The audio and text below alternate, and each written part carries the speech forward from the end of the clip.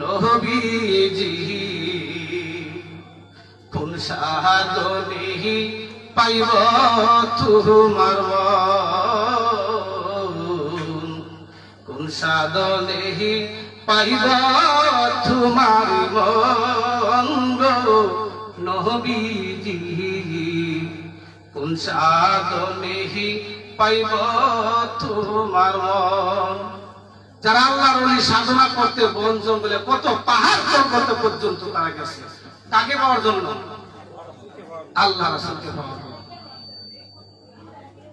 কোন সাধনে পাইব তোমার মন গো নবীজি, কোন সাধনে পাইব তোমার মন। সাধন বাদনি নাহি জানি তবু তোমার সাইতাকি, কোন সাধনে পাইব তোমার মঙ্গ নবীজি,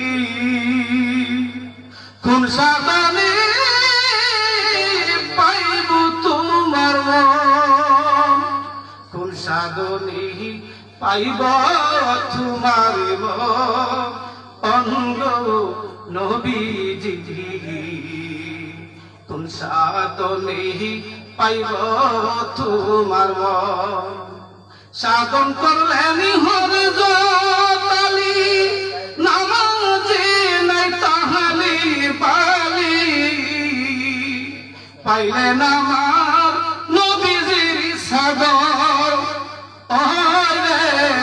পাইলেন আমার নবীজির সাধন, কোন সাধনে পাইব তোমার মন গো নবীজি, কোন সাধনে পাইব তোমার মন, কোন সাধনে পাইব তোমার মন গো নবীজি, কোন সাধনে পাইব তোমার মন।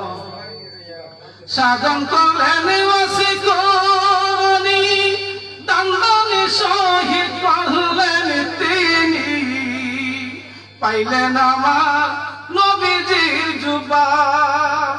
সাধন করলেন ওয়াসিকরণী দান্দনে শহীদ করলেন তিনি, পাইলেন আমার নবীজির জুবা।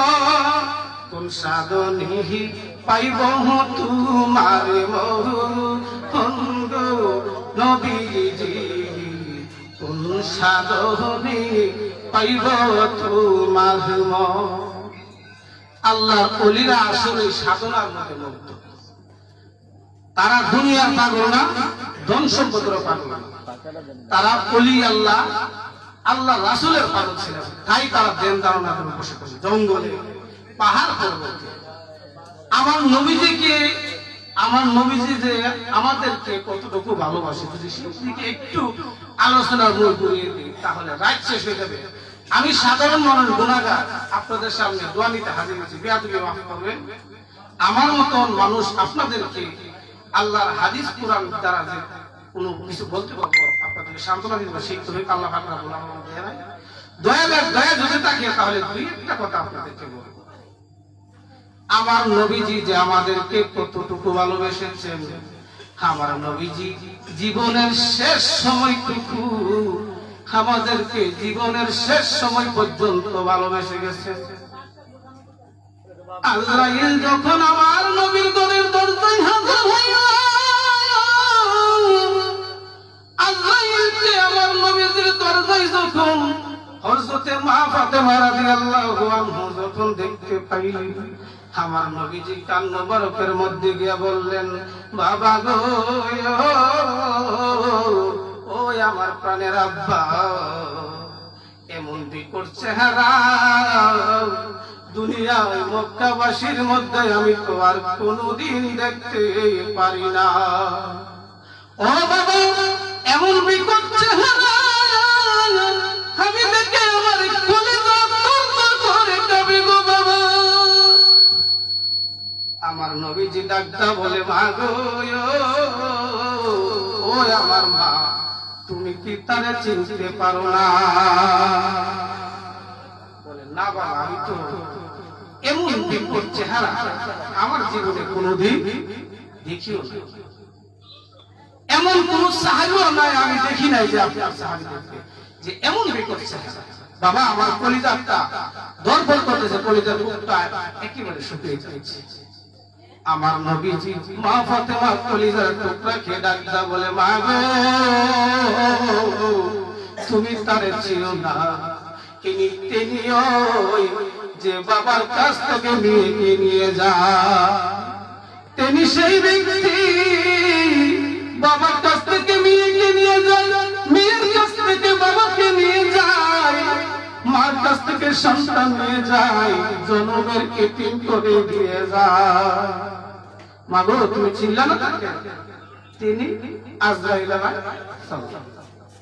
কিছুক্ষণের মধ্যে তোমাকে জন্মের মতো এতিম করে দিয়ে যাবে। এখানে অনেক লম্বা আলোচনা হুজুর বসে হয়েছে, আমি বলতে পারবো না। তবে আমার নবী যে আমাদেরকে কত ভালোবাসে, আমরা উম্মত তার বিনিময়ে কি দিতে পেরেছি? আমার নবী মুস্তাফা সাল্লাল্লাহু আলাইহি সাল্লামের মৃত্যুর শেষ মুহূর্ত পর্যন্ত আজরাইল আসছে ওনার রূহটা নেওয়ার জন্য, তখন আমার নবীজি বলছে রে ইব্রাহিম একটু থাম। সরকারে বলছে ওর মধ্যে অনেক ইতিহাস আছে, বলতেছে জিবরাইল আজরাইল একটু কাছে থামো, আমার দুইটা কথা তুমি শুনো। কি কথা বলতে বলে যে তুমি যে আমার জানটা খণ্ডন করবো, আমি যখন বলবো তুমি একটু তাই। এই কথা বলার পরে আজরাইলকে হুকুম দিলেন, আমার নবী মুস্তাফা সাল্লাল্লাহু আলাইহি ওয়াসাল্লাম হুকুম দিলেন আজরাইল তুমি তোমার কাজ শুরু করতে পারো। আজরাইলের ডান হাতখানা যখন আমার নবীজির বুক মোবারকে রাখছে, আমার নবীজি ডাকটা বলে আজরাইল রে ওরে আজরাইল তুমি একটু থামো। আজরাইল থেমে গেলেন। আজরাইল জিজ্ঞাসা করলেন ইয়া রাসূলুল্লাহ নবীজি গো গো মায়ার নবী আপনি আমাকে কেন থামতে বললেন? আজরাইলকে ডাকটা বলে আজরাইল তুমি সত্যি করে বলো না, তুমি আমার বুকের মধ্যে কি রেখেছ? আজরাইল ডাকটা বলেন হুজুর আমার ডান হাতটা আপনার বুকের মধ্যে রেখেছি। আরে আজরাইল তুমি সত্যি করে বলো রে, ওরে আজরাইল তুমি যে বলতেছো ডান হাতটা আমার বুকে রেখেছো, আমার মনে হয় উহুদ পাহাড় তুমি আমার বুকে রেখেছো, তুমি বলতেছো তোমার ডান হাতটা না সামান্য রেখেছো। আজরাইল বলে হুজুর যার কারণে আসমান জমিন তামাম পৃথিবী সৃষ্টি করেছে আমি আপনার সাথে মিথ্যে বলতে পারবো না। এই কথা বলার ফলে আমার নবীজি করুণ সুরে বলতেছে আজরাইল আমার জীবনের শেষ সময় তোমার সাথে দুইটা কথা বলতেছে। জি হুজুর বলেন। আমার গুনাহগার উম্মত দুনিয়ার শুরু থেকে আমার যে উম্মত পৃথিবীর শেষ পর্যন্ত যত উম্মত আসবে সকল গুনাহগার উম্মতকে তুমি যেই কষ্ট দিয়ে মারবা মৃত্যুবরণ করবা, সমস্ত গুনাহগার উম্মতের কষ্ট আমি নবীকে দিয়ে মৃত্যুবরণ করো, কিন্তু আমার গুনাহগারকে তুমি আর কষ্ট দিও। কেমন ভালোবাসেন আমার নবীজি আমাদের। তাই অনেক বিষয় নিয়ে আমি শেষ মদিনা যাইতে পারলাম না, মদিনা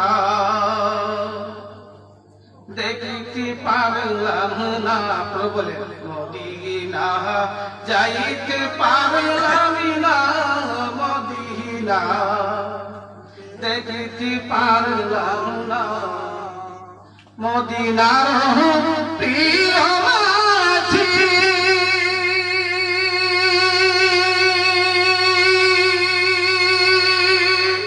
তুই যে বড় কত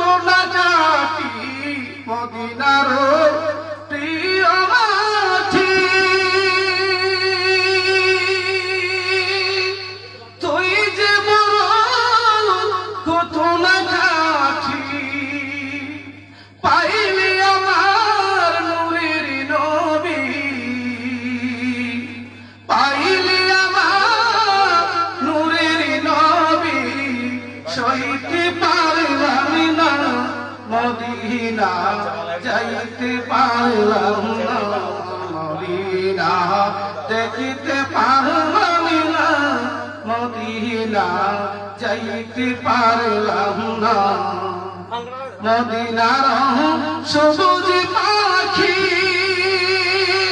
দেখিল আমার নূরের নবী মদিনার সবুজ পাখি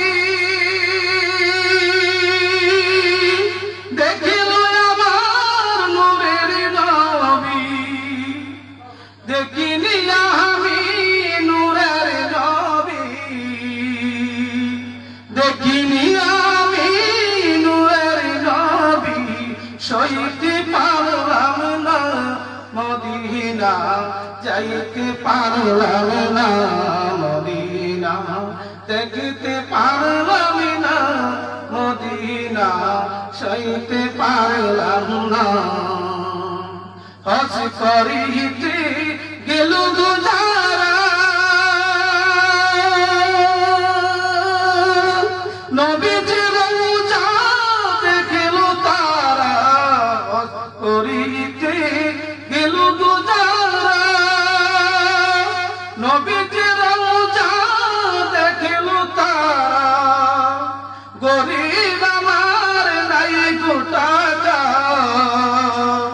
গরিব আমার নাই গোটাকা যাইতে পারলাম না মদিনা দেখিতে পারলাম না মদিনা যাইতে পারলাম না মদিনা দেখিতে পারলাম না আসসালামু আলাইকুম ওয়া রাহমাতুল্লাহি ওয়া বারাকাতুহু আবার আপনাদের কাছে ক্ষমা প্রার্থী আমি আপনাদের কাছে ক্ষমা চাই আমার জন্য দোয়া করবেন আমি গুনাহগার আমার ভাই বসে আমি বেয়াদবি করতেছি আল্লাহ তাআলা আসসালামু আলাইকুম ওয়া রাহমাতুল্লাহি